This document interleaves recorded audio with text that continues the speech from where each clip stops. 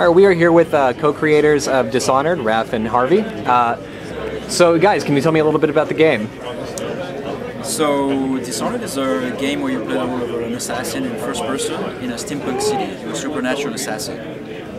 Okay. That's the very high-level summary. And I've heard this game compared to games like Deus Ex and Thief. What do you? Are those comparisons pretty apt as far as the gameplay and the stylizing goes? Well, if you look at the games that Raph has worked on or I've worked on over the last 18 years and the teams that we work with, we all love this one particular kind of game that is a combination of first-person action and role-playing. We also like stealth and simulation. And so, from that standpoint, it is definitely in the same family as Arx Fatalis, Dark Messiah, Deus Ex, probably Bioshock, Thief. All right. So what sets this apart from those games? Well, I mean, the fiction for once, like the game world is very different. Also, I think the experience that we were trying to go for, like the power fantasy of being a supernatural assassin, it's an own thing. Everything else that Harvey was talking about is more like some of the values, some of the design philosophies, which are, the simulation and the systems creating gameplay on their own, these kind of things, which are more like a school of thoughts than anything really. So our game is different from those other games for sure. But the people that have liked these other games, they will find something familiar about some of the values, and they will like the game. All right. So, I mean, this game obviously is going to be compared to a lot of other titles this year. I think what is going to set this game apart is the gameplay. So what kind of decisions did you have to make to get the gameplay right to where you wanted it to be? Well, it's similar to other titles we've worked on. It's a combination of combat or stealth, and your choice, right? But how it's different, one of the choices we made at a certain point was, instead of going with a very underpowered hero, we decided to make Corvo very powerful. So he's highly mobile. He can stop time, he can possess people, he can teleport across the room. So then once that was established, we made everything else harder to compensate for that, right? So I would say Corvo is an overpowered hero in a way. All right, and that's going to make for fun right whenever you start playing the game. You're not going to be hit with all of those really annoyances that you see in a lot of other games, where in Skyrim you start off and you're punching people in the face and dying a lot. So we start out with Corvo. He's fierce. He's the royal protector. He's the bodyguard to the Empress. He has a pistol and a sword. He's very capable. He can climb and sprint and all that. Hide, lean, slide. We have a movement set like that. But early in the game, there's an event, like maybe an hour in the game, hour and a half. There's an event where you are marked by this figure called the Outsider, and you gain supernatural powers. Yeah, and this takes the game to a different level. okay.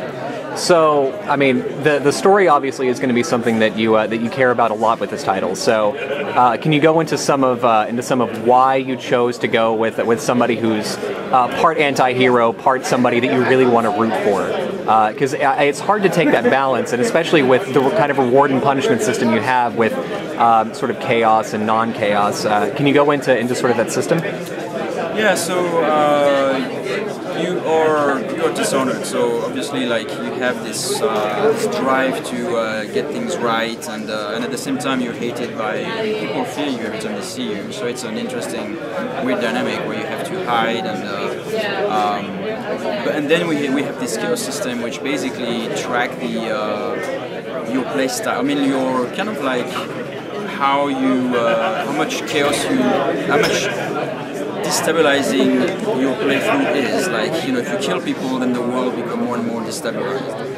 And so across the game, at some point, it starts to have like little flavor kind of consequences, where like people say different things that they would say if you were more careful about the way you play. Like, if you really are surgical and you don't kill too many people, then the game gets a little bit of a different flavor. And then the endings as well, they're derived from your playstyle. So if you play multiple times, you will see kind of like the content will not quite be the same. All right. And I noticed you were just staring over at this person playing your game. I was wondering, You also shook your head a little bit. Is it really weird to be able to see somebody playing your game and say, you could do that so much easier? Yeah, we do that all the time. Where you're like, oh my god, I mean, she's playing right now Lady Boyle's Last Party, which is a mission where you go to a costume ball, and you can either play it, you get in it many different ways, you traverse through it many different ways. There's lots of little side things to do, but you can either wreck the party and go crazy, or you can like blend in since Corvo's wearing a mask and never disrupt the party and solve a little mystery and like take out your target, in a very surgical, smooth way. And so whenever we look over and someone's just like smashing everything, it's like